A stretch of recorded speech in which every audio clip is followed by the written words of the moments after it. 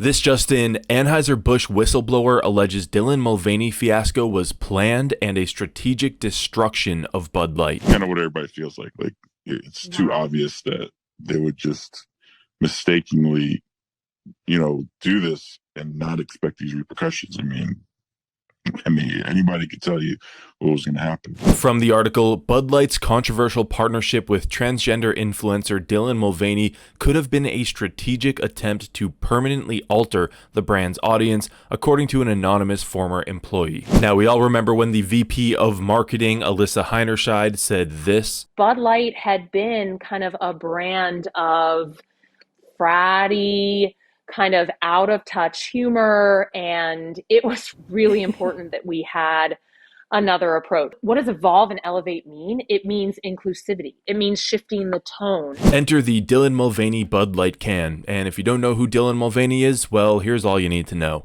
Day 66, being a girl, and today I'm in nature. Trees, I love them. Water, lakes, I love them. Heels, they're my hiking heels. I love them. Okay, come on. Back to the article, the whistleblower stated on Tommy Lauren is fearless that nobody's happy about the fallen sales and everybody considers the move a very bad idea. However, on the corporate level, he claimed that this could have been part of a strategy to undermine the American company. He said, quote, "When the company was bought over by InBev, a lot of things changed from when it was owned by Anheuser-Busch. It's an American brand." He explained that the company previously offered many benefits prior to its purchase by InBev. Through the fall in sales for the Bud Light brand, the former employee stated the corporation could restructure both employee benefits and its company standards through layoffs and renegotiating contracts. InBev is a Belgian company, and here's a little context on that purchase from their wiki. On June 12, 2008, InBev announced that it made a $46 billion offer for the brewing firm Anheuser-Busch.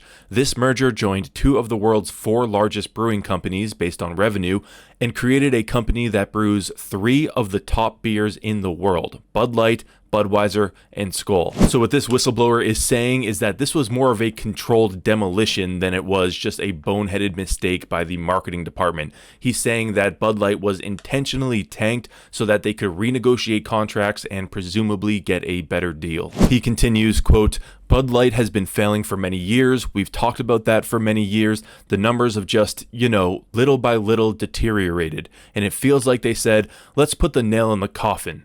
Now we have a lot of layoffs, a lot of loss in production. It would be easy for them to restructure, let's say, pay or contracts. It's too obvious that they wouldn't just mistakenly do this and not expect these repercussions. Anybody could tell you what was going to happen." Now, if that's true, that's even dumber than the original perspective of them just making a terrible marketing decision, and here's why. A couple days ago, Bud Light lost its spot as America's top-selling beer, and sales are down 24+% compared to the same time period last year, and for many people, millions of people in fact, the brand has become untouchable for life. And the idea that they would do this much damage, take billions in market cap losses, all just to renegotiate some contracts and save $1 million here or there, it's just hard to believe. It would be like if this guy came up to you and offered you this trade. He receives your reputation and billions of dollars, but you get slightly better contract negotiations. Not exactly a good deal to take. It's also not as though Bud Light is alone in this self-destructive absurdity. We saw the North Face put out this ridiculous campaign. Target is selling tucking swimsuits. Kohl's is offering LGBTQIA+ merch to toddlers. The problem here is with corporate America, and actually more fundamentally with the universities in this country. All of the academic institutions have become left-wing indoctrination camps, so when these large brands look to fill important roles like VP of marketing, there's a good chance they're going to pick a graduate who is more or less a left-wing activist. In 2017, the Higher Education Research Institute published data that found 60% of faculty identified as either far left or liberal, compared to just 12% being conservative or far right.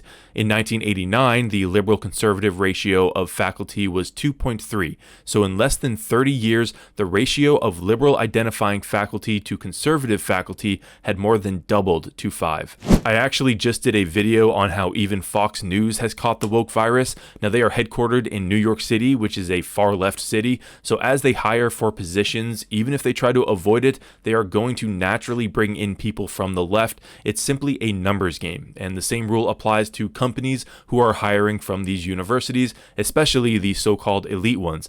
Alyssa Heinerscheid, for example, that was the VP of marketing that we saw earlier in the video who orchestrated the whole Bud Light fiasco. She was from Harvard. So in conclusion, even if this was part of a plan to destroy Bud Light and rebuild it, it certainly isn't going how they expected it to be. The damage here is permanent, and no amount of contract renegotiation is going to fix that. Now, if you enjoyed this video, make sure you hit that like button and subscribe. I've got a bunch more content for you guys. I'll also link to this whole interview in the description below. My name's Ryan. This is NewsRye. I'll see you in the next one.